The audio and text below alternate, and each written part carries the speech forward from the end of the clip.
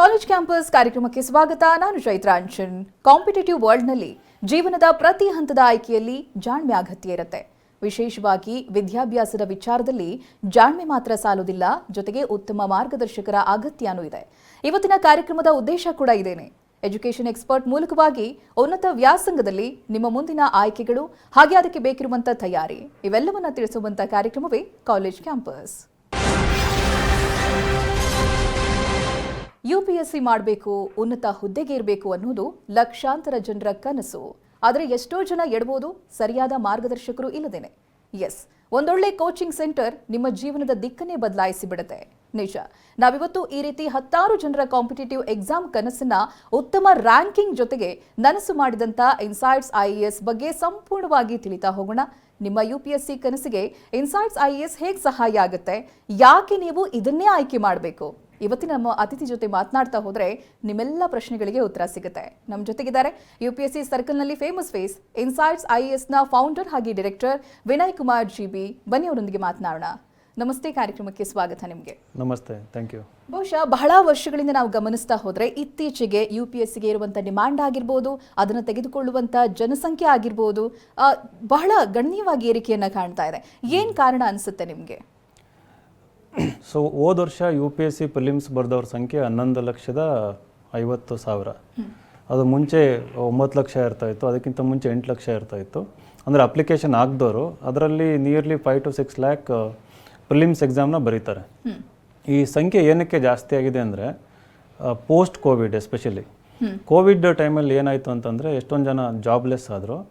ಅದಾದಮೇಲೆ IT crowds work from home ಆಯಿತು. Work from home ಇದ್ದಾಗ ಟೈಮ್ ಜಾಸ್ತಿ ಸಿಗುತ್ತೆ ಓದೋದಕ್ಕೆ. ಅದು ಇನ್ನೊಂದು ಅಂಡರ್ಲೈಯಿಂಗ್ ಫ್ಯಾಕ್ಟರ್ ಇದೆ. ಇನ್ನೊಂದು ಏನಂದರೆ ನಮ್ಮ ದೇಶದಲ್ಲಿ ಇವಾಗಲೂ ತುಂಬ ಬಡತನ ಇದೆ. ಬಡತನದಲ್ಲಿರೋರಿಗೆ ಒಂದು ಸರ್ಕಾರಿ ನೌಕರಿ ಅಥವಾ ಗೌರ್ಮೆಂಟ್ ಜಾಬ್ ಅಂತ ಅಂದರೆ that gives A livelihood security for entire life time. ನಾವು ಹಂಗಾಗಿ UP ಮತ್ತು ಬಿಹಾರ ಅಂತ ಸ್ಟೇಟ್ಸಲ್ಲಿ ನೋಡಿದಾಗ ಹೆಚ್ಚು ಸಂಖ್ಯೆಯಲ್ಲಿ ಈ ಎಕ್ಸಾಮ್ನ ಬರೀತಾರೆ. ಎಲ್ಲಿ ತನಕ ಬಡತನ ಇರುತ್ತೋ ಅಲ್ಲಿ ತನಕ ಈ ಎಕ್ಸಾಮ್ಗೆ ಆಕಾಂಕ್ಷೆ ಜಾಸ್ತಿ ಆಗಿರ್ತದೆ. ಈಗ ಮತ್ತೆ ಯಾಕೆ ಜಾಸ್ತಿ ಆಗ್ತಿದೆ ಅಂದರೆ ಇವಾಗ ನೀವು ನೋಡಿರ್ಬೋದು ಎಷ್ಟೊಂದು ಪ್ರೈವೇಟ್ ಕಂಪ್ನೀಸ್ ಎಲ್ಲ ಲೇ ಆಫ್ ಮಾಡ್ತಾ ಇದ್ದಾವೆ, ಸಾವಿರಾರು ಜನಗಳೆಲ್ಲ. ಮತ್ತು ಹೈಯರ್ ಎಜುಕೇಷನ್ ಕೂಡ ರೇಟ್ ಇಂಪ್ರೂವ್ ಆಗ್ತಾ ಇದೆ. ನಮ್ಮ ದೇಶದಲ್ಲಿ ಇವತ್ತು ನೀವು ಹೆಣ್ಮಕ್ಳನ್ನ ತಗೊಂಡ್ರೆ ಇವತ್ತು ಹೈಯರ್ ಎಜುಕೇಷನ್ ರೀಚ್ ಮಾಡ್ತಿರೋರ ಸಂಖ್ಯೆ ಗಣನೀಯವಾಗಿ ಹೆಚ್ಚಳವಾಗಿದೆ. ಇದು ಒಂದು ಆಸ್ಪಿರೇಷನ್. IAS ಅನ್ನೋದು ಇನ್ನೊಂದೇನೆಂದರೆ ಪೀಪಲ್ ಹ್ಯಾವ್ ರೊಮ್ಯಾಂಟಿಸೈಸ್ಡ್ ಇಟ್. IAS ಅಂತ ಅಂದರೆ ಒಂಥರ ಕುಸುಮ ಬಾಲ್ಯ ಅಂತಾರಲ್ಲ, ಎಲ್ಲರಿಗೂ ಒಂದು ಹೈಯೆಸ್ಟ್ ಡ್ರೀಮ್ ಅದು. And this exam is also labelled as the mother of all examinations. So ಇವಾಗ ಒಂದು ಹೈಯೆಸ್ಟ್ ಆಸ್ಪಿರೇಷನ್ ಬ್ರೀಡ್ ಮಾಡಿದಾಗ ಏನಾಗುತ್ತೆ, ಪೀಪಲ್ ಆರ್ ಆಸ್ಪಿರೇಷನಲ್. ಇನ್ನೊಂದು ಪೃಥ್ವಿ ಮೂವಿ, ಡಾಕ್ಟರ್ ಪುನೀತ್ ರಾಜ್ಕುಮಾರ್ ಅವ್ರ ಒಂದು ಮೂವಿ ನೋಡಿ ಎಷ್ಟೊಂದು ಜನ ಇನ್ಸ್ಪೈರ್ ಆಗಿ ಎಕ್ಸಾಮಿಗೆ ಬಂದರು. ಹೀಗಾಗಿ ವೇರಿಯಸ್ ಫ್ಯಾಕ್ಟರ್ಸ್ ಇದೆ. ಆ್ಯಂಡ್ ಸಿಂಪಲ್ ರೀಸನ್ ಏನಂತಂದರೆ it gives social Prestige, social status and also like so much opportunity, and diversity for growth. Okay, ಇವಾಗ ಎಲ್ಲ ಕೋರ್ಸ್ಗಳನ್ನು ನೋಡಿದ್ರೂ ಕೂಡ 10 ವರ್ಷಗಳಲ್ಲಿ 5 ವರ್ಷಗಳಲ್ಲಿ ಡ್ರಾಸ್ಟಿಕ್ ಚೇಂಜಸ್ ಆಗಿರೋದಿದೆ. ಅದನ್ನು ಜನ ನೋಡುವಂಥ ರೀತಿ ಕೂಡ ಬದಲಾಗಿರೋದಿದೆ. ಸೇಮ್ UPSCಯಲ್ಲೂ ಕೂಡ ಇಷ್ಟು ವರ್ಷಗಳಲ್ಲಿ ಓವರ್ ದ ಇಯರ್ ಏನು ಚೇಂಜಸ್ ಆಗಿದೆ ಅಂತ ಅನ್ಸುತ್ತೆ ನಿಮಗೆ? UPSC ಅಂದರೆ ಏನು ಅನ್ಕೊಂತಾರೆ, ಕೆಲವೊಂದು ಪುಸ್ತಕ ಇರ್ತವೆ, ಸ್ಟ್ಯಾಂಡರ್ಡ್ ಟೆಕ್ಸ್ಟ್ ಬುಕ್ ಇರ್ತವೆ, ಅದನ್ನು ನಾವು ರೀಡ್ ಮಾಡಿ ಮೆಮೊರೈಸ್ ಮಾಡಿ ಅದನ್ನು ಜಸ್ಟ್ ಅಪ್ಲೈ ಮಾಡಿದರೆ ಎಕ್ಸಾಮ್ ಪಾಸ್ ಆಗುತ್ತೆ ಅಂತ ಅಂದ್ಕೊಂಡಿದ್ದಾರೆ. ಆ ರೀತಿ ಇಲ್ಲ. ಇವಾಗ ಏನಾಗ್ತಾ ಇದೆ, we are living in a very dynamic ever changing world. ಈ ವರ್ಲ್ಡಲ್ಲಿ ಹೊಸ ಹೊಸ ಪ್ರಾಬ್ಲಮ್ಸ್ ಬರ್ತಾ ಇದೆ. ಇಂಡ್ಯೂಸ್ಡ್ ಬೈ ಕ್ಲೈಮೇಟ್ ಚೇಂಜ್ ಇರ್ಬೋದು, ನ್ಯಾಚುರಲ್ ಡಿಸಾಸ್ಟರ್ಸ್ ಇರ್ಬೋದು, ಎಕನಾಮಿಕ್ ಪ್ರಾಬ್ಲಮ್ಸ್ ಇರ್ಬೋದು, ಅಥವಾ ಪೊಲಿಟಿಕಲ್ ಪ್ರಾಬ್ಲಮ್ಸ್ ಇರ್ಬೋದು. IAS ಅಂದರೆ ಸಿವಿಲ್ ಸರ್ವಿಸ್, ನಾಗರಿಕ ಸೇವಾ ಅಂತಂದು. So the one who enters into civil services should be able to address these challenges. So ಆ ಚಾಲೆಂಜ್ನ ಅಡ್ರೆಸ್ ಮಾಡಬೇಕಂದ್ರೆ ಅದಕ್ಕೆ ಬೇಕಾದಂಥ ಒಂದು ಪರ್ಸ್ನಾಲಿಟಿ ಇರ್ತದೆ. ಸೊ ಮಲ್ಟಿ ಡೈಮೆನ್ಷನಲ್ ಪರ್ಸ್ನಾಲಿಟಿ ಇರಬೇಕು, ಪ್ರಾಬ್ಲಮ್ ಸಾಲ್ವಿಂಗ್ ಸ್ಕಿಲ್ ಇರಬೇಕು, ಅನಾಲಿಟಿಕಲ್ ಥಿಂಕಿಂಗ್ ಇರಬೇಕು. ಎಕ್ಸಾಮ್ ಯಾವ ರೀತಿ ಚೇಂಜ್ ಆಗಿದೆ ಅಂದರೆ ಇವೆಲ್ಲ ಕ್ವಾಲಿಟೀಸ್ನ ಚೆಕ್ ಮಾಡೋ ಥರ ಚೇಂಜ್ ಆಗಿದೆ. ಸೊ ಈ ನಿಟ್ಟಿನಲ್ಲಿ 2011ರಲ್ಲಿ ಅವರು ಸಿವಿಲ್ ಸರ್ವಿಸಸ್ ಆ್ಯಪ್ಟಿಟ್ಯೂಡ್ ಟೆಸ್ಟ್ ಅಂತ ಇಂಟ್ರೊಡ್ಯೂಸ್ ಮಾಡ್ತಾರೆ. ಅಂದರೆ ಇಂಗ್ಲೀಷ್ ಕಾಂಪ್ರಿಹೆನ್ಷನ್ ಅಂತ ಇರುತ್ತೆ, ಕ್ವಾಂಟಿಟೇಟಿವ್ ಆ್ಯಪ್ಟಿಟ್ಯೂಡ್ ಅಂತ ಇರುತ್ತೆ. ಇದು ಏನಂದರೆ ಸ್ಕ್ರೀನಿಂಗ್ ಟೆಸ್ಟ್ ಇದ್ದಂಗೆ. ಇದರಲ್ಲಿ 66.6 ಮಾರ್ಕ್ಸ್ ಸ್ಕೋರ್ ಮಾಡಬೇಕು ಔಟ್ ಆಫ್ 200. ಇಷ್ಟು ಸ್ಕೋರ್ ಮಾಡಿದರೆ ಮಾತ್ರ ಇನ್ನೊಂದು ಜನರಲ್ ಸ್ಟಡೀಸ್ ಪೇಪರ್ 1 ಅಂತ ಇರುತ್ತೆ. ಅದರಲ್ಲಿ out of 200 cut off around 88 ಇರ್ತದೆ. ಸೊ ಅದನ್ನು ಫಸ್ಟ್ ಟೈಮ್ 11ರಲ್ಲಿ ಇಂಟ್ರೊಡ್ಯೂಸ್ ಮಾಡಿದ್ರು. ಆ್ಯಂಡ್ 13ನಲ್ಲಿ ಜನರಲ್ ಸ್ಟಡೀಸ್ ಪೇಪರ್ಸ್ನ ಇಂಟ್ರೊಡ್ಯೂಸ್ ಮಾಡ್ತಾರೆ. ಮೇನ್ಸ್ ಎಕ್ಸಾಮ್ ಅಂತ ಸೆಕೆಂಡ್ ಸ್ಟೇಜ್ ಏನಿರುತ್ತೆ ಅದನ್ನು ಕೂಡ they over all the entire examination system in mains. Essay paper introduce ಮಾಡ್ತಾರೆ, 2 ಎಸ್ಸೆಗಳ್ನ, ಜನರಲ್ ಸ್ಟಡೀಸ್ ಪೇಪರ್ ಅಂತ ಇರುತ್ತೆ. ಆ್ಯಂಡ್ ಇಂಟರ್ವ್ಯೂ ಆಲ್ಸೋ 275 ಮಾರ್ಕಿಗೆ ಇರುತ್ತೆ. ಇಂಟರ್ವ್ಯೂ ಹೇಗಾಗಿದೆ ಅಂದರೆ ಇವಾಗ ಪರ್ಸ್ನಾಲಿಟಿ ಇಲ್ಲ ಅಂತಂದರೆ ಈ ಎಕ್ಸಾಮ್ನ ಪಾಸ್ ಮಾಡೋಕ್ಕಾಗಲ್ಲ. ಅಂದರೆ ಯಾರಾದರೂ ಒಂದು ಒಳ್ಳೆ ಕಾಲೇಜ್ ಸೇರ್ಕೊಂಡು ಎಕ್ಸ್ಟ್ರಾ ಕರಿಕ್ಯುಲರ್ ಆ್ಯಕ್ಟಿವಿಟೀಸ್, ಈಗ ನಿಮ್ಗೆ ಎಷ್ಟು ಕಾನ್ಫಿಡೆನ್ಸ್ ಇದೆ, ಈ ಥರ ಪಬ್ಲಿಕಲ್ಲಿ ಮಾತಾಡ್ತೀರಾ, ಈ ರೀತಿ ಒಂದು ಕಾನ್ಫಿಡೆನ್ಸ್ ಬೇಕಾಗಿರುತ್ತೆ ಇಂಟರ್ವ್ಯೂ ನಾವು ಫೇಸ್ ಮಾಡಬೇಕಾದ್ರೆ. ಸೊ ಅದು ಆ ಕಾನ್ಫಿಡೆನ್ಸ್ ಬರಬೇಕು ಅಂತಂದರೆ they should have deep interest in diverse activities, leadership roles, sports ಇರ್ಬೋದು, ನೃತ್ಯ ಇರ್ಬೋದು, ಸಂಗೀತ ಇರ್ಬೋದು. ಸೊ ಇವೆಲ್ಲ ಕ್ವಾಲಿಟೀಸ್ನೂ ಟೆಸ್ಟ್ ಮಾಡ್ತಾ ಇದೆ. This exam is not about just books, it is also about how you deal with the life. Okay, ಇವಾಗ UPSC ಸರ್ಕಲ್ನಲ್ಲಿ ನೋಡಿದ್ರೆ ನಮಗೆ ವಿನಯ್ ಕುಮಾರ್ GB ಅವರ ಹೆಸರು ಪ್ರಿಟಿ ಫೇಮಸ್ ಅಂತ ಅನ್ಸುತ್ತೆ. ಏನು ಕಾರಣ ಇರ್ಬೋದು ನಿಮ್ಮ ಪ್ರಕಾರ? ಈ ಎಕ್ಸಾಮ್ ಏನು ಹೊಸ ಪ್ಯಾಟ್ರನ್ ಬಂತಲ್ಲ, 2011ರಿಂದ ಏನು ಹೊಸ ಪ್ಯಾಟ್ರನ್ ಬಂತು, ಆ ಹೊಸ ಪ್ಯಾಟ್ರನ್ ಹೇಗೆ ಅಪ್ರೋಚ್ ಮಾಡಬೇಕು ಅಂತಂದ್ಬಿಟ್ಟು ಫಸ್ಟ್ ಟೈಮ್ ನಾನೇ ಅದ್ರ ಬಗ್ಗೆ ಬರೆದಿದ್ದು. ಇಡೀ ಇಂಡಿಯಾದಲ್ಲಿ we have A website insightsonindia.com ಅಂತಂದು. ಆ ವೆಬ್ಸೈಟಲ್ಲಿ ಈ ಚೇಂಜ್ಡ್ ಪ್ಯಾಟ್ರನ್ ಹೆಂಗಿದೆಯಲ್ಲ ಅದನ್ನು ಹೆಂಗೆ ಅಪ್ರೋಚ್ ಮಾಡಬೇಕು, ಯಾವ ರೀತಿ ಡೀಲ್ ಮಾಡಬೇಕಂತ ಬರೆದಿದ್ದು. ಅದಾದಮೇಲೆ there is something called S answer writing practice ಅಂತ. ಈ ಎಕ್ಸಾಮಲ್ಲಿ ಯಾರಿಗೆ ರೈಟಿಂಗ್ ಸ್ಕಿಲ್ ಇಲ್ಲ ಈ ಎಕ್ಸಾಮ್ನ ಪಾಸ್ ಮಾಡೋಕ್ಕಾಗಲ್ಲ. ಸೊ ಒಳ್ಳೆ ರೈಟಿಂಗ್ ಸ್ಕಿಲ್ ಇರೋರು ಮಾತ್ರ ಮಾಡೋಕ್ಕಾಗೋದು. ಆ ರೈಟಿಂಗ್ ಸ್ಕಿಲ್ಸ್ನ ಹೆಂಗೆ ಇಂಪ್ರೂವ್ ಮಾಡ್ಕೋಬೇಕು, ಅದಕ್ಕೆ ಯಾವ ರೀತಿ ಆಪರ್ಚುನಿಟಿ ಕೊಡಬೇಕಂತಂದು I started something called S answer writing challenge on our website. ಅಂದರೆ it is democratization of knowledge ಅಂತ. ಅಂದರೆ ಫ್ರೀಯಾಗಿ ಎಲ್ಲರಿಗೂ ಅದು ಅವೈಲಬಲ್ ಆಗಬೇಕಂತಂದ್ಬಿಟ್ಟು ಒಂದು ಇನಿಷಿಯೇಟಿವ್ ಶುರು ಮಾಡಿದೆ 2013ರಲ್ಲಿ. ಅದೇನಾಗೋಯ್ತು, ವೈರಲ್ ಆಗೋಯ್ತು. ಇಂಟರ್ನೆಟ್ ಹೆಂಗೆ ಅಂತಂದರೆ, ಬ್ಯೂಟಿ ಆಫ್ ಇಂಟರ್ನೆಟ್, ಮೊದಲನೇ ಸಾರಿ ಏನಾದರೂ ಒಬ್ಬರು ಶುರು ಮಾಡಿದಾಗ ಅದು ಎಲ್ಲರಿಗೂ ಪಾಪ್ಯುಲರ್ ಆಗ್ತಾ ಹೋಗುತ್ತೆ. ಅದನ್ನು ಕಾಪಿ ಮಾಡಿ ಆಮೇಲೆ ಯಾರು ಬರ್ತಾರಲ್ಲ ಅದು ಅಷ್ಟೊಂದು ಪಾಪ್ಯುಲರ್ ಆಗಲ್ಲ. ಸೊ ಅದು it was a new pioneering initiative ಅಂತ. ಅಲ್ಲಿ ನಾನೇ ಖುದ್ದಾಗಿ ಆನ್ಸರ್ಗಳನ್ನ ರಿವ್ಯೂ ಮಾಡ್ತಾ ಇದ್ದೆ. ಆ್ಯಂಡ್ ದೆನ್ 2014ರಲ್ಲಿ ಬೆಂಗಳೂರಿಗೆ ಬಂದು ಕೇವಲ 40 ಸ್ಟೂಡೆಂಟ್ಸಿಂದ ಇನ್ಸ್ಟಿಟ್ಯೂಷನ್ ಶುರು ಮಾಡಿದೆ. ಇವತ್ತು across India we have nearly 6,000 to 7,000 students. ಬೆಂಗಳೂರಲ್ಲೇ ನಮ್ಮ ಇನ್ಸ್ಟಿಟ್ಯೂಷನ್ನು ಮತ್ತು ನನ್ನ ಲೀಡರ್ಶಿಪ್ ಕೆಳಗೆ 5,000 ಜನ ಸ್ಟೂಡೆಂಟ್ಸ್ ಓದ್ತಾ ಇದ್ದಾರೆ. ಈ 2014ರಿಂದ 2022 ತನಕ ಏನಿಲ್ಲ ಅಂದರೂ 600ರಿಂದ 700 IAS IPS ಆಫೀಸರ್ಸ್ ನನ್ನ ಗೈಡೆನ್ಸ್ ಕೆಳಗೆ ತಯಾರಾಗಿದ್ದಾರೆ. So they are spread across India. But ಈ ಪಾಪ್ಯುಲಾರಿಟಿ ಯಾವಾಗ ಜಾಸ್ತಿ ಆಯಿತು ಅಂತಂದರೆ 2016ರಲ್ಲಿ ನಂದಿನಿ KR ಅಂತಂದು ಇಡೀ ಇಂಡಿಯಾಗೆ ಫಸ್ಟ್ ರ್ಯಾಂಕ್ ತೊಗೊತಾರೆ. ಅವರು ಬಂದು ಇನ್ಸೈಟ್ಸ್ IASಲ್ಲಿ ನನ್ನ ಕೆಳಗೆ ತರಬೇತಿ ತೊಗೊತಾರೆ, ಎಸ್ಪೆಷಲಿ ಆನ್ಸರ್ ರೈಟಿಂಗ್. ಅದು ಯಾವಾಗ ಆಲ್ ಇಂಡಿಯಾ ರ್ಯಾಂಕ್ 1 ಬಂತು, ಅವರು ಪಾಪ ಔಟ್ ಆಫ್ ಗ್ರ್ಯಾಟಿಟ್ಯೂಡ್ ಎಲ್ಲ ಕಡೆ ಹೇಳ್ಕೊಂಡ್ರು, ಈ ಥರ ವಿನಯ್ ಕುಮಾರ್ ಸರ್ ಕೆಳಗೆ ನಾನು ಗೈಡೆನ್ಸ್ ತೊಗೊಂಡೆ ಅಂತಂದು. ಆವಾಗ I think I became very popular. Beyond these approachability, ನಾನು ಯಾರೇ ಸ್ಟೂಡೆಂಟ್ ಬಂದರೂ ಯಾವಾಗಲೂ ಸಿಗ್ತೀನಿ. ಆ್ಯಂಡ್ ಇನ್ನೊಂದು ಹೆಲ್ಪಿಂಗ್ ನೇಚರ್ ಇದೆ. ಯಾರೇ ಬಂದ್ರೂ ಕಮರ್ಷಿಯಲ್ ಆಗಿ ನೋಡಿದೆ ಅವರಿಗೆ ಫ್ರೀಯಾಗಿ ಹೆಲ್ಪ್ ಮಾಡೋವಂಥದ್ದು. ಮತ್ತು ಈ ಎಕ್ಸಾಮಲ್ಲಿ ಏನಂದರೆ ಫೇಲ್ ಆಗೋದು ಸಹಜ. ಇದರಲ್ಲಿ IAS ಅಂದರೆ ಒಂದೇ ಅಟೆಂಪ್ಟಲ್ಲಿ ಮಾಡಲ್ಲ. ಒಂದು ಸರಿ ಫೇಲ್ ಆದಾಗ, 2 ಸರಿ ಫೇಲ್ ಆದಾಗ, ಫೇಲ್ ಆದವ್ರನ್ನ ಕೈ ಹಿಡಿಯೋದು ತುಂಬ ಇಂಪಾರ್ಟೆಂಟು. ಸೊ ನಾನೇನು ಮಾಡ್ತೀನಿ, ಫೇಲ್ ಆದವ್ರಿಗೆ ಜಾಸ್ತಿ ಇಂಪಾರ್ಟೆನ್ಸ್ ಕೊಡ್ತೀನಿ. ಪಾಸ್ ಆದವರಿಗೆ ಕರೆದು ಸನ್ಮಾನ ಮಾಡೋದು ಎಲ್ಲರೂ ಮಾಡ್ತಾರೆ. ಆದರೆ ಫೇಲ್ ಆಗಿರ್ತಾರಲ್ಲ ಅವರಿಗೆ ಹ್ಯಾಂಡ್ ಹೋಲ್ಡಿಂಗ್ ಬೇಕಿರುತ್ತೆ, ಮಾರಲ್ ಸಪೋರ್ಟ್ ಬೇಕಾಗಿರುತ್ತೆ. ಸೊ ಈ ಎಕ್ಸಾಮಲ್ಲಿ ಏನಂದರೆ ಗೂಗಲಲ್ಲಿ ವರ್ಕ್ ಮಾಡಿ, ಮೈಕ್ರೋಸಾಫ್ಟಲ್ಲಿ ದೊಡ್ಡ ಕಂಪ್ನಿನಲ್ಲಿ ವರ್ಕ್ ಮಾಡಿ 2 ವರ್ಷ ರಿಸೈನ್ ಮಾಡಿ ಬಂದು ಓದ್ತಾ ಇರ್ತಾರೆ. ಅವರು ದೊಡ್ಡ ಕೋಟಿಗಟ್ಟಲೆ ಜಾಬ್ ಬಿಟ್ಟು ಬಂದಿರ್ತಾರೆ. ಆಮೇಲೆ ಮನೆಯಲ್ಲಿ ಪ್ರೆಸ್ಟೀಜ್ ಇಶ್ಯೂ ಇರ್ತದೆ. ಅವರಿಗೆಲ್ಲ ಏನಂತಂದರೆ ಮಾರಲ್ ಸಪೋರ್ಟ್ ಬೇಕಾಗಿರುತ್ತೆ. ಸೊ ಆ ಕೆಲಸ ನಾನು ಕಂಟಿನ್ಯೂಸ್ ಮಾಡ್ತಾ ಬಂದಿದ್ದೀನಿ. So may be because of that reason I may be popular ಅಂತ. ಇವಾಗ UPSC ಆಗಿರ್ಬೋದು, IAS ಆಗಿರ್ಬೋದು, ಇದ್ರ ಬಗ್ಗೆ ಕೇಳಿದವರು ಯಾರೂ ಇಲ್ಲ. ಬಟ್ ಅದೇನು, ಯಾವ ರೀತಿಯಾಗಿ ಅದಕ್ಕೆ ಪ್ರಿಪ್ರೇಷನ್ ಬೇಕಾಗುತ್ತೆ, ಅಪರ್ಚುನಿಟೀಸ್ ಯಾವ ರೀತಿಯಾಗಿರುತ್ತೆ, ಅದ್ರ ಬಗ್ಗೆ ಬ್ಲ್ಯಾಂಕ್ ಆಗಿರ್ತಾರೆ, ಗೊತ್ತೇ ಇರೋದಿಲ್ಲ. ಏನು ಹೇಳ್ತೀರಾ, ಯಾವ ರೀತಿಯಾಗಿರುತ್ತೆ ಅದರ ಪ್ರಾಸೆಸ್, ಅನಂತರದ ಅಪರ್ಚುನಿಟೀಸ್ಗಳ ಬಗ್ಗೆ ಹೇಳೋದಾದ್ರೆ? ನಾನು ಆವಾಗಲೇ ಹೇಳಿದೆ ನಿಮಗೆ, ಇದು ಬರೀ ಪುಸ್ತಕದ ಎಕ್ಸಾಮ್ ಅಲ್ಲ, ಇದು ಪರ್ಸ್ನಾಲಿಟಿ ರಿಲೇಟೆಡ್ ಅಂತ. ಇಫ್ ಯಾರಾದರೂ ಪೇರೆಂಟ್ಸ್ ಸೀರಿಯಸ್ ಆಗಿದ್ದರೆ ಈ ಎಕ್ಸಾಮ್ ನಿಮ್ಮ ಮಕ್ಕಳನ್ನ ಇದಕ್ಕೆ ನೀವು ತಯಾರಿ ಮಾಡಬೇಕಂತ ಇದ್ದರೆ, ಮೊದಲನೇದಾಗಿ ಪುಸ್ತಕದ ಅಭಿರುಚಿನ ಬೆಳೆಸಿ. ಆಮೇಲೆ 2ನೇದಾಗಿ newspaper reading habit, general awareness ಅಂತಂದ್ಬಿಟ್ಟು. ಇದನ್ನು ಚಿಕ್ಕ ವಯಸ್ಸಿಂದನೇ ಇದನ್ನು ಯಾರಾದರೂ ಮಕ್ಕಳಿಗೆ ಪ್ರೇರಣೆ ಕೊಟ್ಟುಬಿಟ್ಟು ಇದನ್ನು ಪ್ರೇರೇಪಿಸಿ ಅವರಿಗೆ ಪುಷ್ ಮಾಡಿ ನೀವು ಕಲ್ಟಿವೇಟ್ ಮಾಡ್ಕೊಳ್ಳಿ ಅಂತಂದು ಹ್ಯಾಬಿಟಾಗಿ ಕನ್ವರ್ಟ್ ಮಾಡಿದರೆ. 3ನೇ ಅಂಶ ಏನಂತಂದರೆ, ಅಲ್ಲಿ ಎಲ್ಲ ಎಕ್ಸ್ಟ್ರಾ ಕರಿಕ್ಯುಲರ್ ಆ್ಯಕ್ಟಿವಿಟೀಸ್ನಲ್ಲೂ ಪಾರ್ಟಿಸಿಪೇಟ್ ಮಾಡಬೇಕು. ಇದು ದೊಡ್ಡ ತಪ್ಪು ನಮ್ಮ ಎಜುಕೇಷನ್ ಸಿಸ್ಟಮಲ್ಲಿ ನಡೀತಾ ಇದೆ. ಏನಂದರೆ ಈ ನೀಟ್ ಎಕ್ಸಾಮ್ ಅಂತೆ, CET ಎಕ್ಸಾಮ್ ಅಂತೆ, JEE ಅಂತೆ, IIT ಎಕ್ಸಾಮ್ಸ್ ಏನಿರುತ್ತಲ್ಲ, ಅಥವಾ ಕ್ಲಾಟ್ ಎಕ್ಸಾಮ್ ಅಂತ ಬಂದಿದೆ. ಸೊ ಪೇರೆಂಟ್ಸಿಗೆ ಒಳ್ಳೆ ಇನ್ಸ್ಟಿಟ್ಯೂಷನ್ಗೆ ಕಳಿಸ್ಬೇಕಂತಂದ್ಬಿಟ್ಟು 8-9ನೇ ಕ್ಲಾಸಿಂದನೇ ಮಕ್ಕಳುಗಳ್ನ ಯಾವುದೇ ಆ್ಯಕ್ಟಿವಿಟೀಸಿಗೆ ಪಾರ್ಟಿಸಿಪೇಟ್ ಮಾಡೋಕ್ಕೆ ಬಿಡ್ತಾ ಇಲ್ಲ. ಅಂದರೆ ಬೆಳಗಿಂದ ರಾತ್ರಿ ಏನಾಗುತ್ತೆ, ಇನ್ಸ್ಟಿಟ್ಯೂಷನ್, ಕಾಲೇಜ್ ಆಯಿತು, ಸ್ಕೂಲ್ ಆಯಿತು, ಅದಾದಮೇಲೆ ಕೋಚಿಂಗ್ ಆಯಿತು, ಈ ರೀತಿ ನಡೀತಾ ಇದೆ. ಇದರಿಂದ ಏನಾಗ್ತಾ ಇದೆ, ಅವ್ರ mind may be getting developed. ಅದು ಮೈಂಡ್ ಅಂತಂದರೆ ಅವ್ರದ್ದು ಬೌದ್ಧಿಕ ಸಾಮರ್ಥ್ಯ, ಅದರಲ್ಲಿ ನಾಲೆಡ್ಜ್ ಅಕ್ಯುಮುಲೇಟ್ ಆಗ್ತಿದೆ ಹೊರತು out of the box thinking ಇರ್ಬೋದು, ಇನ್ನೋವೇಟಿವ್ ಥಿಂಕಿಂಗ್ ಇರ್ಬೋದು, ಅಥವಾ ಪ್ರಪಂಚದಲ್ಲಿ ಹೊರಗೆ ಹೋಗ್ಬಿಟ್ಟು ಸಡನ್ಲಿ ಏನೋ ಒಂದು ಅನ್ಸರ್ಟನ್ ಮೂಮೆಂಟ್ ಬರುತ್ತೆ ಲೈಫಲ್ಲಿ, ಅದನ್ನು ಹೆಂಗೆ ಫೇಸ್ ಮಾಡಬೇಕನ್ನೋ ಒಂದು ಕಲೆನೂ ಗೊತ್ತಿರೋದಿಲ್ಲ. ಹಂಗಾಗಿ ಎಕ್ಸ್ಟ್ರಾ ಕರಿಕ್ಯುಲರ್ ಆ್ಯಕ್ಟಿವಿಟೀಸು ಮತ್ತು ಎಕ್ಸ್ಪೋಜರ್, ಹೊರ ಕರ್ಕೊಂಡೋಗಿ ಟ್ರಾವೆಲ್ ಮಾಡಿಸಿ, ಮಕ್ಕಳಿಗೆ ದೇವಸ್ಥಾನಗಳ್ನ ತೋರಿಸಿ, ಟೂರಿಸ್ಟ್ ಪ್ಲೇಸ್ಗಳ್ನ ತೋರಿಸಿ, ಜನಗಳ ಹತ್ರ ಮಿಂಗಲ್ ಮಾಡಿಸಿ ಮಾತಾಡಿಸ್ಬೇಕು.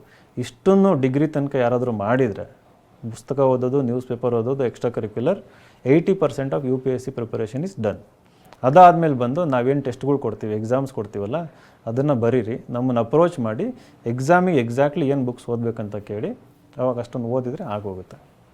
ಸಾವಿರಾರು ಜನ ಯೂತ್ಸ್ ನಿಮ್ಮ ಅಂಡರ್ ವರ್ಕ್ ಮಾಡಿರ್ತಾರೆ, ಟ್ರೈನ್ ಆಗಿರ್ತಾರೆ ಯೂತ್ ಎಂಪವರ್ಮೆಂಟ್ಗೆ. ಜೊತೆಗೆ ಈ ರೀತಿಯಾದಂಥ ಎಕ್ಸಾಮನ್ನು ನಾವು ಫೇಸ್ ಮಾಡಲೇಬೇಕು ಅಂತ ಅಂದ್ಕೊಂಡಿರುವಂಥ ಯೂತ್ಸ್ಗೆ ಏನು ಹೇಳಕ್ಕೆ ಇಷ್ಟಪಡ್ತೀರಾ? ಆ ಒಂದು ವಿಚಾರದಲ್ಲಿ ನಿಮ್ಮ ಹೆಜ್ಜೆ ಏನಿದೆ ಅಂತ. ಓಕೆ, ಆವಾಗಲೇ ಹೇಳ್ದಂಗೆ ಲೈಕ್ ಯೂತ್ಸ್ ಇದು is a very big dream, IAS ಅಥವಾ IPS ಆಗಬೇಕನ್ನೋದು. IPS ಯೂನಿಫಾರ್ಮ್ ನೋಡಿಬಿಟ್ಟು ನಾನು ಕೂಡ ಒಬ್ಬ ಯೂನಿಫಾರ್ಮ್ ಹಾಕೊಂಡು IPS ಆಫೀಸರ್ ಆಗಬೇಕನ್ನೋದು ಎಷ್ಟೊಂದು ಜನಕ್ಕೆ ಡ್ರೀಮ್ ಇರ್ತದೆ. ಬಟ್ ಇದರಲ್ಲಿ ಏನಾಗ್ತಾ ಇದೆ, IAS ಎಕ್ಸಾಮ್ಗೆ age limit 21 years to 32 years ಇದೆ ಜನರಲ್ ಕ್ಯಾಟಗರಿಗೆ. ಕೆಲವೊಬ್ಬರು ಡಿಗ್ರಿ ಮುಗಿದ ತಕ್ಷಣವೇ 21ನೇ ವರ್ಷಕ್ಕೆ ಪ್ರಿಪ್ರೇಷನ್ ಶುರು ಮಾಡ್ತಾರೆ. ಆದರೆ ಡೈರೆಕ್ಷನ್ ಇಲ್ಲದೆ, ಗೈಡೆನ್ಸ್ ಇಲ್ಲದೆ ಏನು ಮಾಡ್ತಾರೆ, ಅವರು 30 ವರ್ಷ ತನಕ ಪ್ರಿಪೇರ್ ಆಗ್ತಾರೆ ಈ ಎಕ್ಸಾಮ್ನ ಪಾಸ್ ಮಾಡ್ದಂಗೆ. ಕೆಲವೊಬ್ಬರು 9 ವರ್ಷ, 10 ವರ್ಷ, ಕೆಲವೊಬ್ಬರು 12, 13 ವರ್ಷವೂ ಈ ಎಕ್ಸಾಮ್ಗೆ ಸ್ಪೆಂಡ್ ಮಾಡಿ ಪಾಸ್ ಆಗದೇ ಇರೋರು ಇದ್ದಾರೆ. ಈ ಹುಡುಗರು 21 ವರ್ಷಕ್ಕೆ ಗ್ರ್ಯಾಜುಯೇಟ್ ಆಗ್ತಾರೆ. 25 ವರ್ಷ ಆದಮೇಲೆ ಅವರಿಗೆ ಒಂದು ಅವಕಾಶ ಸಿಗುತ್ತೆ. ಅದರಲ್ಲಿ ಫೇಲ್ ಆದರೆ ಮತ್ತೆ ಅವರಿಗೆ 30 ವರ್ಷ ಆದಮೇಲೆ ಒಂದು ಅವಕಾಶ ಸಿಗುತ್ತೆ. ಅಲ್ಲಿ 10 ವರ್ಷ ಹೋಗ್ಬಿಡುತ್ತೆ. ಅದಕ್ಕೆ ವೆಯ್ಟ್ ಮಾಡ್ತಾ ಇವಾಗ ದಾವಣಗೆರೆಯಲ್ಲಿ ಬರೋ ವಾರ ಏನಂತಂದರೆ, ಈಗ ರೀಸೆಂಟಾಗಿ ನಮ್ಮ chief minister, honourable chief minister Siddaramaiah ಅವರು ನಮ್ಮ ಇನ್ಸ್ಟಿಟ್ಯೂಷನಿಗೆ ವಿಸಿಟ್ ಮಾಡಿದರು. ಯಾಕೆಂದರೆ 120 ಟಾಪರ್ಸ್ನ ನಾವು ಬೆಂಗಳೂರಿಗೆ ಕರೆಸಿ ಅವ್ರ ಕೈಯಿಂದ ಸನ್ಮಾನ ಮಾಡಿಸಿದ್ವಿ. ಅದು ಇಡೀ ದೇಶದಲ್ಲಿ ಎಲ್ಲೂ ಈ ರೀತಿ ಆಗಿಲ್ಲ. ಒಂದು ಪ್ರೈವೇಟ್ ಇನ್ಸ್ಟಿಟ್ಯೂಷನ್ಗೆ ಒಬ್ಬರು CM ಅವರು ಬಂದು ಅವ್ರ ಅಭಿಮಾನದಿಂದ ಬಂದರು, ಮತ್ತು ನಮ್ಮ ರಿಸಲ್ಟ್ನ ಅವ್ರು ಫಾಲೋ ಮಾಡ್ತಾಯಿದ್ದಾರೆ. ಇದು 2ನೇ ಸಾರಿ ಬಂದಿರೋದು ಅವರು. ಹಾಗೆ ಸಿರಿಗೆರೆ ಮಹಾಸ್ವಾಮೀಜಿ ಕೂಡ ಬಂದಿದ್ದರು, ಮತ್ತು ರಿಟೈರ್ಡ್ ಜಸ್ಟಿಸ್ ಕೂಡ ಬಂದಿದ್ದರು ಹೈಕೋರ್ಟಿಂದ, ಶ್ರೀ ನಾಗಮೋಹನ್ ದಾಸ್ ಅವರು. ಅವರು ಎದುರಿಗೆ ಏನಂತಂದರೆ, ಕರ್ನಾಟಕದಿಂದ ಪ್ರತಿ ವರ್ಷ ಬೈ 2028 100 ರ್ಯಾಂಕ್ಗಳು ಬರಬೇಕು UPSCನಲ್ಲಿ ಅನ್ನೋದು. ಅದು ನೀವೇ ನೇತೃತ್ವ ವಹಿಸ್ಕೊಳ್ಳಿ ಅಂತಂದು ನನಗೆ ಹೇಳಿದ್ದಾರೆ. ಸೊ ನನ್ನ ನೇತೃತ್ವದಲ್ಲಿ, ಅಂದರೆ ಇದೊಂದು ಎಕೋಸಿಸ್ಟಮ್, ಬೇರೆ ಇನ್ಸ್ಟಿಟ್ಯೂಷನ್ಗಳು ಅದರ ಭಾಗವಾಗಿರ್ತವೆ. ಪ್ರತಿ ವರ್ಷ ಇವಾಗ ಏನಂದರೆ 30ರಿಂದ 35 ರ್ಯಾಂಕ್ ಬರ್ತಾಯಿದೆ ಕರ್ನಾಟಕಕ್ಕೆ. ಅದನ್ನು 100ಕ್ಕೆ ಏರಿಸಬೇಕು. ನಮ್ಮ ಕನ್ನಡಿಗರು IAS, IPS, IRS ಅಥವಾ ಆಲ್ ಸೆಂಟ್ರಲ್ ಸರ್ವಿಸಸ್ ಜಾಬ್ಗಳಿಗೆ ಸೇರ್ಕೊಂಡು ಹೆಚ್ಚಿನ ಸಂಖ್ಯೆಯಲ್ಲಿ ನಮ್ಮ ರಾಜ್ಯಕ್ಕೆ, ಮತ್ತು ಬೇರೆ ಇದು ಆಲ್ ಇಂಡಿಯಾ ಸರ್ವಿಸ್ ಆಗಿರೋದ್ರಿಂದ ಬೇರೆ ರಾಜ್ಯದಲ್ಲೂ ಕೂಡ ಅವರು ಸೇವೆ ಮಾಡುವಂಥರಾಗಬೇಕು. ಯಾಕಂದರೆ ಇವಾಗ ಯಾವುದೇ ಇಶ್ಯೂ ಕರ್ನಾಟಕಕ್ಕೆ ಮಾತ್ರ ಸೀಮಿತ ಆಗಿರಲ್ಲ, ಇಂಟರ್ ಸ್ಟೇಟ್ ಇರ್ತದೆ, ಯೂನಿಯನ್ ಗೌರ್ಮೆಂಟು ಇದಿರುತ್ತೆ. ಫಾರ್ ಎಕ್ಸಾಂಪಲ್ ಪ್ರೈಮ್ ಮಿನಿಸ್ಟರ್ ಆಫೀಸಲ್ಲಿ ನಮ್ಮ ಸ್ಟೇಟ್ನವ್ರು ಯಾರಾದರೂ ಇದ್ದರೆ, ಅಥವಾ ಇರಿಗೇಷನ್ ಡಿಪಾರ್ಟ್ಮೆಂಟ್ ಸೆಂಟ್ರಲ್ ಗೌರ್ಮೆಂಟಲ್ಲಿ, ಅವಾಗ ಕೆಲಸಗಳು ತುಂಬ ಸುಲಭವಾಗ್ತವೆ. ಸೊ ಈ ನಿಟ್ಟಿನಲ್ಲಿ ನಾನು ದಾವಣಗೆರೆಯಲ್ಲಿ ಇದನ್ನು ಲಾಂಚ್ ಮಾಡಬೇಕಂತಿದ್ದೀನಿ. ಅದು ನನ್ನ ಹುಟ್ಟೂರು, ದಾವಣಗೆರೆಯಲ್ಲಿ ಹುಟ್ಟಿ ಬೆಳೆದಿರೋದು. ನಾನೊಂದು ಹಳ್ಳಿಯಿಂದ ಬಂದವು, ನಾನು ಕಡು ಬಡತನದಿಂದ ಬಂದುಬಿಟ್ಟು ಬರೀ ಕೈಯಲ್ಲಿ ಬೆಂಗಳೂರಿಗೆ ಬಂದು ಇವತ್ತು ಸಾಕಷ್ಟು ದುಡ್ಡು ಮಾಡಿದ್ದೀನಿ, ನೇಮ್ ಮಾಡಿದ್ದೀನಿ. ಹಾಗಾಗಿ ಆ ಸೊಸೈಟಿಗೆ ಏನಾದರೂ ವಾಪಸ್ ಕೊಡಬೇಕಲ್ಲ, ಈ ಮಿಷನ್ 100 ಅನ್ನೋದ್ರ ಮೂಲಕ ಏನಾದರೂ ಅಲ್ಲಿ ಕೊಡೋಣ ಅಂತಂದ್ಬಿಟ್ಟು ಒಂದು ಪಣ ತೊಟ್ಟು ಒಂದು ಛಲದಿಂದ ಒಂದು ಇನಿಷಿಯೇಟಿವ್ ಶುರು ಮಾಡ್ತಾ ಇದ್ದೀವಿ. ಅದಕ್ಕೆ ಎಲ್ಲರ ಸಹಕಾರ, ಪ್ರೋತ್ಸಾಹ ಬೇಕಾಗುತ್ತೆ. ಬಹಳ ಮುಖ್ಯವಾಗಿ ಕೇಳಬೇಕು, ಭಾಳಷ್ಟು ಬಾರಿ ಫೇಲ್ಯೂರ್ ಆಗಿರುತ್ತೆ, ಎಲ್ಲರೂ ಕೂಡ ಅದನ್ನು ತಗೊಳ್ಳುವಂಥ ಒಂದು ಕಾನ್ಫಿಡೆನ್ಸ್ ಇರುತ್ತಾ ಅವರಲ್ಲಿ, ಉಳಿದಿರುತ್ತಾ? ನೀವು ನೋಡಿರೋ ಹಾಗೆ ಯಾವ ರೀತಿಯಾಗಿರ್ತಾರೆ ಅಂತ? ಈ ಎಕ್ಸಾಮಿಗೆ ಏನಿಲ್ಲ ಅಂದರೂ ಮಿನಿಮಮ್ 2 to 3 years ಎಫರ್ಟ್ಸ್ ಆಗ್ತಾರೆ. ಯಾರೇ ಆಸ್ಪಿರೆಂಟ್ ಇರ್ಬೋದು, ಅವರು ತುಂಬ ಹೋಪ್ಸ್ ಮತ್ತು ಆಸೆ ಇಟ್ಕೊಂಡು ಎಕ್ಸಾಮ್ನ ಬರೀತಾರೆ. ಬಟ್ 5 ಲಕ್ಷ ಜನ ಯಾರು ಪ್ರಿಲಿಮ್ಸ್ ಬರೀತಾರಲ್ಲ, ಅದರಲ್ಲಿ 12ರಿಂದ 14 ಸಾವಿರ ಜನ ಮಾತ್ರ ಮೇನ್ಸ್ ಬರೆಯೋದು, ನೆಕ್ಸ್ಟ್ ಸ್ಟೇಜ್ ಹೋಗೋದು. ಅಲ್ಲಿ 12ರಿಂದ 14 ಸಾವಿರದಿಂದ 2,500 ಸಾವಿರ ಜನ ಇಂಟರ್ವ್ಯೂ ಕೊಡ್ತಾರೆ. ಸೊ ಹಾಗಾಗಿ ದಿ ಎಂಟೈರ್ ಸಕ್ಸಸ್ ರೇಟ್ ಪ್ರತಿ ವರ್ಷ 180 ಮಾತ್ರ IAS ಇರ್ತದೆ. ಸಕ್ಸಸ್ ರೇಟ್ ಒಬ್ಬ IASಗೆ ಸೇರ್ಕೋಬೇಕಂತಂದರೆ 0.04% ಇರ್ತದೆ. ಅದೇ ನೀಟ್ ಎಕ್ಸಾಮ್ ಆಯಿತು ಫಾರ್ ಎಕ್ಸಾಂಪಲ್ಲು, ಅಲ್ಲಿ 1.5 ಲಕ್ಷ ಮೆಡಿಕಲ್ ಸೀಟ್ ಇರುತ್ತೆ, ಇಲ್ಲಿ 180 IAS ಇರ್ತದೆ. ಹಾಗಾಗಿ ಸಹಜವಾಗಿ IAS ಮಾಡಬೇಕು ಅನ್ನೋರು ಪ್ರಿಲಿಮ್ಸಲ್ಲಿ ಫೇಲ್ ಆದಾಗ ತುಂಬ ಬೇಜಾರಾಗೋದು, ಕೆಲವೊಬ್ಬರು ಅನ್ಫಾರ್ಚುನೇಟ್ಲಿ ಡಿಪ್ರೆಷನಿಗೆ ಹೋಗೋದು, ಅಂದರೆ ಕ್ಲಿನಿಕಲ್ ಡಿಪ್ರೆಷನ್ ಅದೂ ಇರ್ತದೆ. ಅದಕ್ಕೂ ಕೂಡ ನಾವು ವಿ ಹ್ಯಾವ್ ಎ ಇದು ಥೆರಪಿಸ್ಟ್ ಕೂಡ ಇದ್ದಾರೆ ನಮಗೆ, ಮೆಂಟಲ್ ಹೆಲ್ತ್ ಕೋಚ್ ಅಂತಂದ್ಬಿಟ್ಟು. ಒಂದು ಕೇಸ್ ಸ್ಟಡಿ ಫಾರ್ ಎಕ್ಸಾಂಪಲ್ ಕೀರ್ತನ ಅಂತಂದ್ಬಿಟ್ಟು ರ್ಯಾಂಕ್ 167 ತೊಗೊಂಡ್ರು 2018ನಲ್ಲಿ. ಅವರು 5 ಸಾರಿ ಸಕ್ಸಸ್ಸಿವ್ ಪ್ರಿಲಿಮ್ಸಲ್ಲಿ ಫೇಲ್ಯೂರ್ ಆಗಿದ್ದರು. ಅಂದರೆ 5 ಅಟೆಂಪ್ಟಲ್ಲಿ ಶಿ ಹ್ಯಾಡ್ ಸ್ಪೆಂಡ್ 5 ರಿಂದ 6 ವರ್ಷ 6 ವರ್ಷ ಸ್ಪೆಂಡ್ ಮಾಡು ಕೂಡ ಅವರಿಗೆ ಆಗಲಿಲ್ಲ. ಫಾರ್ಚುನೇಟ್ಲಿ ಅವರು 5ನೇ ಅಟೆಂಪ್ಟ್ ಪ್ರಿಲಿಮ್ಸ್ ಬರೆದಾಗ ಅವರಿಗೆ ತಹಶೀಲ್ದಾರ್ ಆಯಿತು ಕರ್ನಾಟಕದಲ್ಲಿ. ಆಮೇಲೆ 6ನೇ ಅಟೆಂಪ್ಟಲ್ಲಿ ಅವ್ರೇನು ಮಾಡಿದರು, ಕೀರ್ತನ ಒಂದು 3 ಅಟೆಂಪ್ಟ್ ಆಗದೇ ಇದ್ದಾಗ ನಮ್ಮ ಇನ್ಸೈಟ್ಸ್ ಬಂದುಬಿಟ್ಟು ನಮ್ಮದು OGP ಅಂತ ಕ್ಲಾಸ್ ರೂಮ್ ಪ್ರೋಗ್ರಾಮ್ ಇದೆ, ಅಲ್ಲಿಗೆ ಸೇರಿಕೊಂಡ್ರು. ಅವರಿಗೆ ನಾನು ಮತ್ತು ನಮ್ಮ ಟೀಮ್ನವ್ರು ಗೈಡ್ ಮಾಡ್ತಾ ಇದ್ವಿ. 6ನೇ ಅಟೆಂಪ್ಟಲ್ಲಿ ಪ್ರಿಲಿಮ್ಸ್ ಕ್ಲಿಯರ್ ಆಯಿತು, ಮೇನ್ಸ್ ಕ್ಲಿಯರ್ ಆಯಿತು, ಇಂಟರ್ನಲ್ಲೂ ಒಳ್ಳೆ ಮಾರ್ಕ್ಸ್ ಬಂದು ಆಲ್ ಇಂಡಿಯಾ ರ್ಯಾಂಕ್ 167 ಬಂತು. OBC ಕ್ಯಾಟಗರಿನಲ್ಲಿ ಕರ್ನಾಟಕಕ್ಕೆ IAS ಆಯಿತು. ಅವ್ರದ್ದೊಂದು ಇಂಟ್ರೆಸ್ಟಿಂಗ್ ಸ್ಟೋರಿ ಇದೆ. ಅವರು ಆ ಟೈಮಲ್ಲಿ ಕೋವಿಡ್ ನಡೀತಾ ಇತ್ತು, ಕೋವಿಡ್ 2019ನಲ್ಲಿ. ಅವರು ತಹಶೀಲ್ದಾರ್ ಆಗಿ ಒಂದು ವಾರ್ಡ್ನ ಮ್ಯಾನೇಜ್ ಮಾಡ್ತಾ ಇರ್ತಾರೆ ಇಲ್ಲಿ ಬೆಂಗಳೂರಲ್ಲಿ ಅಂಡರ್ BBMP. IAS ಆಗಿ ನೆಕ್ಸ್ಟ್ ದಿನ ಅವ್ರನ್ನ BBMP ಹೆಡ್ ಕ್ವಾರ್ಟರ್ಸ್ಗೆ ಕರೆಸ್ಕೊತಾರೆ. ಅವ್ರ ಕೆಳಗೆ ಅವ್ರ ಬ್ಯಾಚ್ ಮೇಟ್ಸ್ ಯಾರು ತಹಶೀಲ್ದಾರ್ ಇದ್ರಲ್ಲ ಅವ್ರನ್ನ ಇವರು ಗೈಡ್ ಮಾಡೋಕ್ಕೆ ಶುರು ಮಾಡ್ತಾರೆ. ದ ವೆರಿ ನೆಕ್ಸ್ಟ್ ಡೇ ಅವರು ಅಷ್ಟೊಂದು ಇಯರ್ ಎಫರ್ಟ್ ಆಗಿ ಫೇಲ್ ಆಗಿದ್ರೂ ಕೂಡ ಬಿಟ್ಕೊಡ್ಲಿಲ್ಲ. ಅವರು ಒಬ್ಬರು ಮಾರ್ಗದರ್ಶಕರಾಗಿ ನಾವು ಕೂಡ ಅವ್ರನ್ನ ಬಿಟ್ಕೊಡ್ಲಿಲ್ಲ. ಅವಾಗಲೇ ಹೇಳ್ದಂಗೆ ಫೇಲ್ ಆದರು ಅಂತಂದ್ಬಿಟ್ಟು. ಸೊ ಏನಂತಂದರೆ ಫೇಲ್ ಆದಾಗ ಒಬ್ಬರು ಬಂದು ನಮ್ಮನ್ನು ಅಪ್ರೋಚ್ ಮಾಡಬೇಕು, ಯಾವುದೇ ಹಿಂಜರಿಕೆ ಇಲ್ದಂಗೆ, ಕೀಳರಿಮೆ ಇಲ್ದಂಗೆ. ನಮ್ಮ ಇನ್ಸ್ಟಿಟ್ಯೂಷನ್ನಲ್ಲಿ ಮೆಂಟರ್ಶಿಪ್ ಅಂತ ಇರ್ತದೆ, ನಮ್ಮ ಹತ್ರ ಎಲ್ಲ ಬಂದು ಮಾತಾಡಿದಾಗ there is A way forward. ಇವಾಗ ಫಸ್ಟ್ ಅಟೆಂಪ್ಟಲ್ಲಿ ಪಾಸ್ ಮಾಡೋದು ಬಹಳ ಕಡಿಮೆ ಅಂತ ಹೇಳ್ತಾರೆ. ಏನು ರೀಸನ್ ಇರುತ್ತೆ, ಹೇಗಿರುತ್ತೆ ಅನ್ನುವಂಥದ್ದು ಇಂಟ್ರೆಸ್ಟಿಂಗ್ಲಿ? ಅದು ಅಸಾಧ್ಯ ಅಲ್ಲ. ಇವಾಗ ಲಾಸ್ಟ್ ಇಯರ್ ಅದಕ್ಕೊಂದು ಕೇಸ್ ಸ್ಟಡಿ ಅಂತ, ರ್ಯಾಂಕ್ 31 ಅವಿನಾಶ್ ರಾವ್ ಅಂತ. ಅವರು ದಾವಣಗೆರೆ ಹುಡುಗ, ನ್ಯಾಷನಲ್ ಲಾ ಸ್ಕೂಲಲ್ಲಿ ಓದಿದ್ದು. ಈಸ್ ಎ ವೆರಿ ಬ್ರಿಲಿಯಂಟ್ ಗೈ. ಮೊದಲನೇ ಅಟೆಂಪ್ಟಲ್ಲಿ ಆಲ್ ಇಂಡಿಯಾ ರ್ಯಾಂಕ್ 31 ಬಂತು. ಕರ್ನಾಟಕಕ್ಕೆ ಅದು ಹೈಯೆಸ್ಟ್ ರ್ಯಾಂಕ್ ಬಂದಿದ್ದು, ಹೋದ ವರ್ಷ ಬಂದಿದ್ದು. ಅವ್ರು ಯಾವ ರೀತಿ ಮಾಡಿದರು ಅಂತಂದರೆ, ನಾನು ಅವಾಗಲೇ ಹೇಳ್ತಾ ಇದ್ದೆ, ಕಾಲೇಜಲ್ಲೇ ಓದೋ ಅಭ್ಯಾಸ ಆಯಿತು, ಬರೆಯೋ ಅಭ್ಯಾಸ ಆಯಿತು. ಹಂಗಾಗಿ ನಮಗೆ ಅವರು ನಮ್ಮ ಇನ್ಸ್ಟಿಟ್ಯೂಷನಿಗೆ ಬಂದು ಕ್ಲಾಸ್ ರೂಮ್ ಪ್ರೋಗ್ರಾಮ್ OGPಗೆ ಸೇರ್ಕೊಂಡಾಗ ಗೈಡ್ ಮಾಡೋದಕ್ಕೆ ಈಸಿ ಆಯಿತು. ಪರ್ಸ್ನಾಲಿಟಿ ಇತ್ತು, ಬಟ್ ಎಕ್ಸಾಮಿಗೆ ಯಾವ ರೀತಿ ತಯಾರಿ ಮಾಡಬೇಕನ್ನೋದು ನಾವು ಮಾಡಿದ್ವಿ. ಆದರೆ ಫಸ್ಟ್ ಅಟೆಂಪ್ಟಲ್ಲಿ ಕ್ಲಿಯರ್ ಮಾಡೋದು ತುಂಬ ಕಷ್ಟ. It is less than like 3% ಅಥವಾ 4% ಇರ್ತಾರೆ ಇಡೀ ಇಂಡಿಯಾದಲ್ಲಿ ಮಾಡೋದು. ಅದು ಯಾಕೆ ಕಷ್ಟ ಅಂತಂದರೆ ಒಂದು ಸಿಂಪಲ್ ರೀಸನ್ ಇದೆ. ಈ ಹುಡುಗರು ಅಥವಾ ಹುಡುಗಿರ್ಲಿ ಯಾರು ಕಾಲೇಜ್ ಹೋಗೋರು ಏನು ಮಾಡ್ತಾರೆ, ಎಕ್ಸಾಮ್ಗಿಂತ ಮುಂಚೆ ಓದಿ ಅಭ್ಯಾಸ ಅವರಿಗೆ. ಒಂದು 5 ರಿಂದ 6 ಗಂಟೆ ಓದ್ತಾ ಇರ್ತಾರೆ ಎಕ್ಸಾಮ್ಗಿಂತ ಮುಂಚೆ. ಬಟ್ ಈ ಎಕ್ಸಾಮಲ್ಲಿ ಅಂದರೆ ಇಡೀ ಲೈಫಲ್ಲಿ ಅವರು 1ನೇ ಕ್ಲಾಸಿಂದ ಹೇಳ್ಬಿಟ್ಟು ಡಿಗ್ರಿ ಮುಗಿಯೋ ತನಕ ಎಕ್ಸಾಮ್ಗಿಂತ ಮುಂಚೆ ಒಂದು 5 ರಿಂದ 6 ಗಂಟೆ ಓದಿರ್ಬೋದು. ರೆಸ್ಟ್ ಆಫ್ ದಿ ಕರಿಕ್ಯುಲಮ್ ಅಂದರೆ ಅಕಾಡೆಮಿಕ್ ಇಯರ್ ಏನು ಮಾಡ್ತಾರೆ, ಕೋರ್ಸ್ ಆಯಿತು, ಅದರ್ ಆ್ಯಕ್ಟಿವಿಟೀಸ್ ಇರ್ತದೆ. ಬಟ್ ಒನ್ಸ್ ಈ ಎಕ್ಸಾಮಿಗೆ ಪ್ರಿಪ್ರೇಷನ್ ಶುರು ಮಾಡಿದಾಗ ಮಿನಿಮಮ್ 8 hours, ಮ್ಯಾಕ್ಸಿಮಮ್ 12 hours ಓದಲೇಬೇಕು every day for 700 days minimum. ಅದಕ್ಕೆ ಆ ಪರ್ಸ್ನಾಲಿಟಿನೇ ರೆಡಿ ಇರೋದಿಲ್ಲ, ಆ ರೀತಿ ಮೆಂಟಲಿ ರೆಡಿ ಇರೋದಿಲ್ಲ ಅವರು. ಸಡನ್ಲಿ ನಾವು ಹೊಸ್ದಾಗಿ ಏನಾದ್ರು ಮಾಡಬೇಕು ಅಂತ ಅಂದಾಗ ಅದು ಆಗೋದಿಲ್ಲ. ಅದು ಅದಕ್ಕೇನಂದರೆ ಸ್ಕೂಲು ಕಾಲೇಜ್ ಡೇಸಿಂದನೇ ಓದೋ ಅಭ್ಯಾಸ ಎಲ್ಲ ಮಾಡ್ಕೊಂಬಂದರೆ ಇದು ಈಸಿ ಆಗುತ್ತೆ. ಸೊ ಫಸ್ಟ್ ಅಟೆಂಪ್ಟಲ್ಲಿ ಮಾಡಬೇಕಂತಂದರೆ ಬೇಸಿಕಲಿ ಈ ರೀತಿ ಒಂದು ತಯಾರಿ, both mental and physical preparedness is very essential. Yes, ಇವಾಗ ನೋಡ್ತಾ ಇರುವಂಥ ವೀಕ್ಷಕರಿಗೆ ಈ ಬಾರಿ ನಾನು UPSC ಬರಿತಾ ಇದ್ದೀನಿ, ಅಟೆಂಪ್ಟ್ ಮಾಡ್ತಾ ಇದ್ದೀನಿ, ಯಾವ ರೀತಿಯಾಗಿ ನಾನು ಪ್ರಿಪೇರ್ ಆಗಬೇಕು, ಓದ್ತಾ ಇರ್ತಾರೆ, ಅದನ್ನು ಹೊರತಾಗಿ ನಾನು ಯಾವ ರೀತಿಯಾಗಿ ಮೆಂಟಲಿ ಪ್ರಿಪೇರ್ ಆಗಬೇಕು, ಗೈಡೆನ್ಸ್ ಏನು ಕೊಡ್ತೀರಾ ಅಂತ ಕೇಳಿದ್ರೆ ಏನು ಹೇಳ್ತೀರಾ? ಸೊ ಈ ಸರಿ ಅಂತಂದರೆ 2023 ಪ್ರಿಲಿಮ್ಸ್ ಮುಗಿದು ಮೇನ್ಸ್ ಬರಿತಾ ಇದ್ದಾರೆ. ನೆಕ್ಸ್ಟ್ 2024ಕ್ಕೆ ಪ್ರಿಲಿಮಿನರಿ ಎಕ್ಸಾಮ್ ಬರೀಬೇಕು. ಅದು ಮೇ ತಿಂಗಳು 3rd ವೀಕ್ ಇರ್ತದೆ, 3rd ಸಂಡೇ ಇರ್ತದೆ. ಸೊ ಅವ್ರಿಗೇನಿಲ್ಲ ಅಂದರೆ ಅಪ್ರಾಕ್ಸಿಮೇಟ್ಲಿ 297 ದಿನ ಬಾಕಿ ಇದೆ ಪ್ರಿಲಿಮ್ ಎಕ್ಸಾಮ್ನ ಪಾಸ್ ಮಾಡೋದಕ್ಕೆ.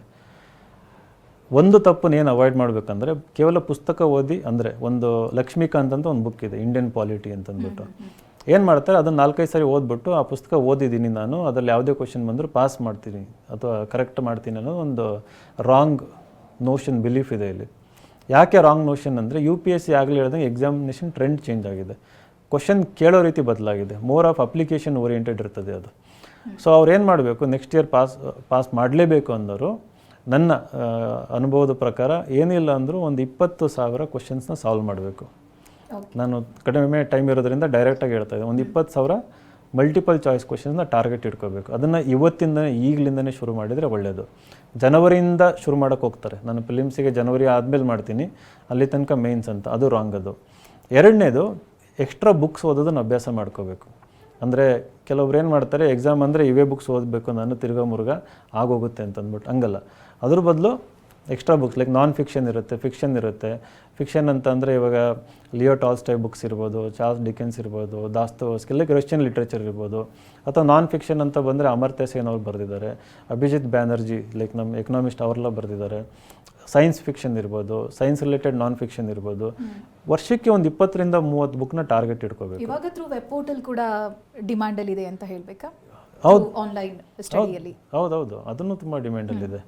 ಸೊ ಬೇಸಿಕಲಿ ಏನಂತಂದರೆ ಪ್ರಾಕ್ಟೀಸ್ ಮಾಡಬೇಕು. ಮತ್ತು ರೈಟಿಂಗ್ ಪ್ರಾಕ್ಟೀಸ್ ಅಂತ ಬರುತ್ತೆ, ಅದನ್ನು ಇವಾಗಲಿಂದನೇ ಆನ್ಸರ್ ರೈಟಿಂಗ್ ಮಾಡ್ಕೊಂಡು ಹೋಗಬೇಕು.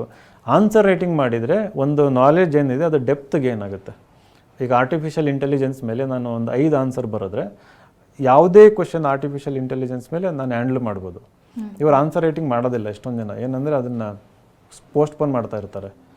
ಈ ಮಲ್ಟಿಪಲ್ ಚಾಯ್ಸ್ ಕ್ವಶನ್ಸ್ನ ಜಾಸ್ತಿ ಮಾಡೋದ್ರಿಂದ ಏನಾಗುತ್ತೆ, ಡೈವರ್ಸಿಟಿ ಬರುತ್ತೆ. ಇವೆರಡೂ ಕಾಂಪ್ಲಿಮೆಂಟ್ರಿ, ಇವೆರಡನ್ನ ಇವಾಗಲಿಂದ ಮಾಡ್ಕೊಂಡು ಹೋದರೆ ಆರಾಮಾಗಿ ಪಾಸ್ ಆಗ್ಬೋದು ಅನ್ನೋದು ನನ್ನ ಅನಿಸಿಕೆ ಮತ್ತು ಸಜೆಷನ್ ಕೂಡ. ಓಕೆ, ಇವತ್ತಿನ ಕಾರ್ಯಕ್ರಮದಲ್ಲಿ ಇರೋ ಸಮಯದಲ್ಲಿ ಯಾವ ರೀತಿಯಾಗಿ ಕಾಂಪಿಟೇಟಿವ್ ಎಕ್ಸಾಮ್ಗೆ ತಯಾರಿಯನ್ನು ನಡೆಸ್ಬೋದು, ನಿಮ್ಮ ಇನ್ಸ್ಟಿಟ್ಯೂಟನ್ನು ಯಾಕಾಗಿ ಆಯ್ಕೆ ಮಾಡ್ಕೋಬೇಕು ಅನ್ನೋದನ್ನು ಬಹಳ ವಿವರವಾಗಿ ತಿಳಿಸ್ಕೊಟ್ಟಿದ್ದೀರಾ. ಧನ್ಯವಾದಗಳು ನಿಮಗೆ. ಧನ್ಯವಾದಗಳು, ಥ್ಯಾಂಕ್ ಯು ಸೋ ಮಚ್. ಇದುವರೆಗೆ ನಮ್ಮ ಜೊತೆಗಿದ್ದು ಇನ್ಸೈಟ್ಸ್ IASನ ಫೌಂಡರ್ ಹಾಗೆ ಡೈರೆಕ್ಟರ್ ವಿನಯ್ ಕುಮಾರ್ GB. ನೇರವಾಗಿ ಭೇಟಿಗಾಗಿರುವಂಥ ನಂಬರ್ ಹಾಗೆ ವಿಳಾಸವನ್ನ ನೋಟ್ ಮಾಡ್ಕೊಳ್ಳಿ. Insights IAS, 3rd floor, Nanda Ashirwad building, Chandra layout, main road, Maruti Nagar, Attiguppe, Bengaluru, Karnataka 560040. Website support@insightias.com ಮತ್ತು www.insightsonindia.com. ದೂರವಾಣಿ ಸಂಖ್ಯೆ 080694052005. ಇದು ಹೊತ್ತಿನ ವಿಶೇಷ. ನಿರಂತರ ಸುದ್ದಿಗಾಗಿ ನೋಡ್ತಾ ಇರಿ TV9.